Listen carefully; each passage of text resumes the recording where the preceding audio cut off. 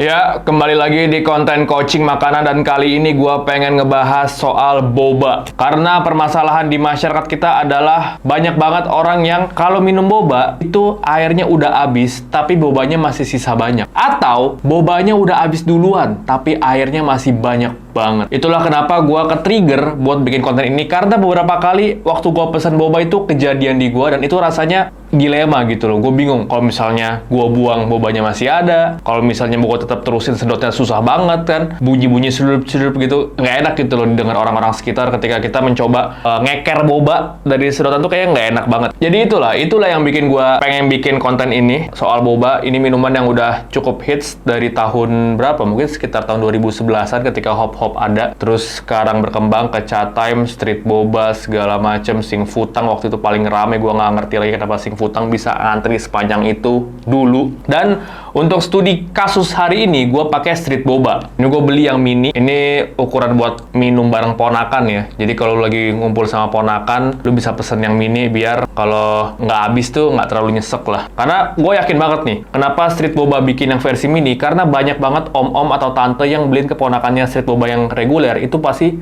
banyak yang nggak habis. Gue suka banget, compact, bisa ditaruh di kantong. Tapi kenapa juga kita naruh di kantong minuman boba ya? Oke, pokoknya gue pengen ngasih taktik untuk minum boba supaya boba dan air bisa habis bersamaan. Ya, pokoknya taktik kali ini adalah taktik minum ya. Karena biasanya itu gue bikin judulnya tuh taktik makan, taktik makan, taktik makan. Tapi karena hari ini minuman, gue bakal bikin taktik minum.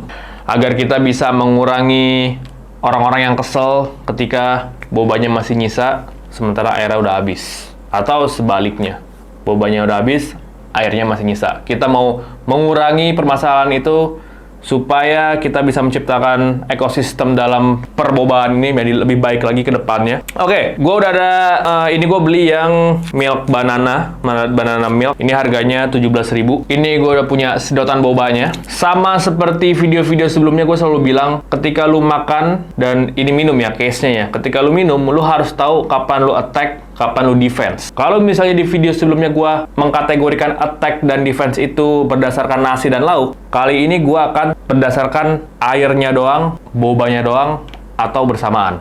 Itu. Attack adalah ketika lu ngambil boba bersama air, defense ketika lu minum airnya doang, dan dua hal itulah yang bakal gue bahas sekarang. Pertama, ini udah gua colokin. Oke, sedotan ini memang dirancang buat ngisep boba dan ngisep air sekaligus. Tapi disinilah permasalahannya. Ketika lu ngisep boba, lu niatnya cuma pengen ngisep boba nih, tapi airnya ikut-ikutan. Sehingga kita nggak bisa punya kuasa untuk mengatur kapan boba dan airnya habis. Itu permasalahan utamanya. Kita nggak punya kuasa buat mengatur itu, karena kita cuma dikasih satu sedotan. Makanya, ketika lu beli boba, apapun itu mereknya ya, ketika lu dapet sedotan yang besar kayak gini, pastiin lu punya satu sedotan lagi yang kayak begini. Oke. Yang kecil begini. Gua kasih lihat. Jadi ketika lu beli boba, jangan lupa untuk beli teh kotak atau teh botol atau susu ultra lah yang punya sedotan apa? Gua nggak tahu sedotan apa sebutannya ya. Biasanya sedotan biasa lah ya. Sedotan huruf J, sedotan J. Tapi kalau begini jadi P. Enggak sih, ngapain juga sih. Ya, sedotan inilah. Untuk apa? Untuk kita pisahkan peran setiap sedotan. Kalau misalnya sedotan boba digunakan buat nyedot boba, dia nggak boleh double peran untuk ngisep air juga. Dia nggak boleh seperti itu. Dia harus sadar kalau dia diciptakan cuma buat ngisep boba. Ini diciptakan buat ngisep air. Itulah kenapa kita harus siapin ini ketika beli boba. Inilah strategi paling apik buat minum boba. Lu ibarat punya dua pivot di sini ya. Lu punya dua jenderal di sebuah lapangan. Dia bisa ngasih lu keamanan, dia bisa ngasih lu tekanan, dia bisa ngasih lu kenikmatan dan kepuasan di akhir sesi minum boba. Ini bener-bener strategi yang gila. Pas gue nemuin tuh, anjir, ini masterpiece. Oke, langsung praktek. Oh, ada juga tuh yang bilang kalau sedotan si J ini, yang sekarang terbalik, dia itu pakainya bukan begini. Tapi katanya dia tuh pakainya begini. Jadi, si huruf J-nya ini, ujungnya itu, apa sih yang melengkungnya itu dia ke bawah. Mana lo? Nah, gini.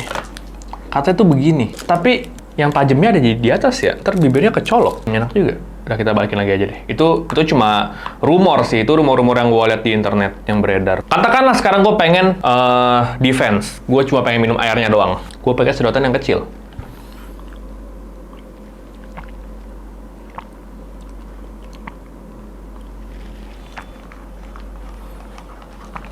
Ya, ini gue masih defense, gue cuma minum airnya doang.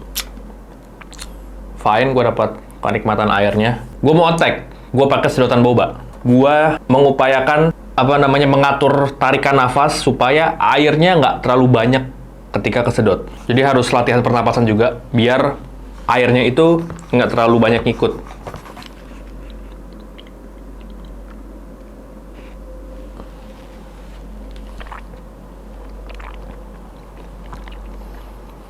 Di sini gue melakukan blunder. Airnya kebanyakan gue sedot.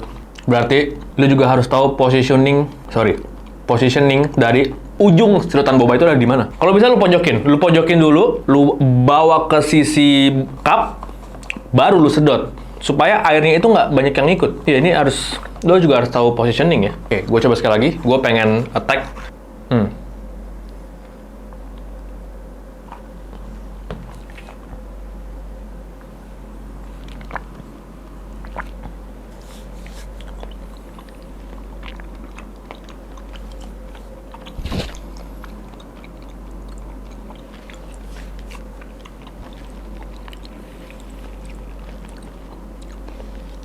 Gue berhasil dapat 5 boba dengan kadar air yang sedikit.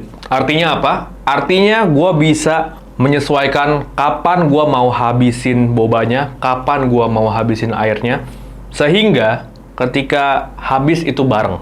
Katakanlah lu pengen melakukan overlapping yang paling epic ya, lu bisa langsung sedot dua-duanya. Jadi airnya dapat dari yang kecil, sementara lu bisa fokus ke boba di sedotan yang gede. Kayak gini.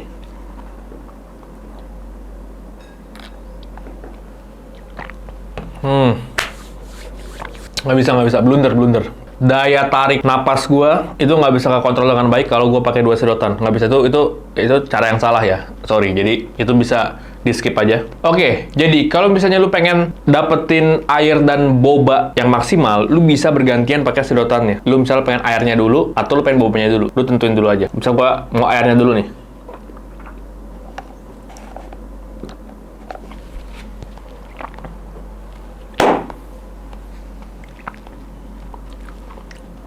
Ini adalah perpaduan attack dan defense yang menarik ya. Gua ambil airnya dulu dari sedotan kecil, terus gua susul dengan sedotan besar buat ngambil boba. Gua dapat dua biji bobanya, dan gua puas dengan performa gua hari ini. Dan jangan lupa untuk sering-sering screening boba lu tuh keadaannya gimana di bawah. Semakin lu tahu keadaan boba lu juga bisa lebih tepat dalam menerapkan sistem permainan. Kayak misalnya nih gue lihat bobanya masih cukup banyak ya maksudnya bobanya masih cukup terlihat dari sisi-sisi cup. Sementara airnya itu udah hampir setengah habis. Jadi artinya apa? Artinya gue bisa melanjutkan permainan kayak tadi. Gue bisa satu-satu kali ngisepnya. Gue ngisep yang air dulu, baru ngisep yang boba. Atau gue pengen pure nikmatin airnya doang pakai sedotan kecil, terus baru ngambil bobanya pakai yang gede.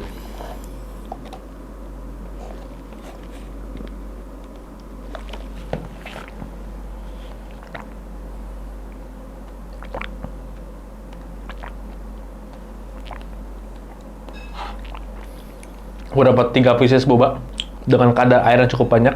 Itu gue lagi defense berarti ya, karena airnya lebih banyak daripada bobanya. Sekarang gue mau attack, gue mau banyakin bobanya dulu.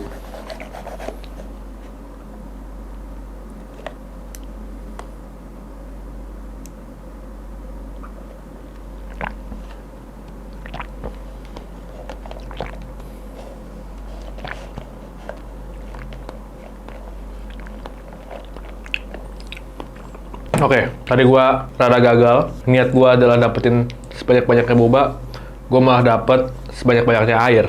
Itulah kenapa, ya tadi yang gue sebut ya, lu harus tahu positioning ujung dari sedotan boba lu. Oke, jadi itu aja fondasi dalam minum boba. Supaya apa? Supaya boba dan airnya bisa habis secara bersamaan. Sehingga kita nggak ada lagi yang kebuang, nggak ada lagi kenikmatan yang berkurang karena bobanya habis duluan. Karena kan ya inti lu dari beli minuman boba itu kan lo menikmati bobanya kan. Kalau misalnya bobanya habis duluan tapi ada masih banyak, ya apa bedanya lu beli Nutrisari gitu. Oke, jadi itu aja untuk video kali ini. Semoga coaching hari ini bisa bermanfaat buat kalian dan kepake tentunya ya ketika di dunia nyata.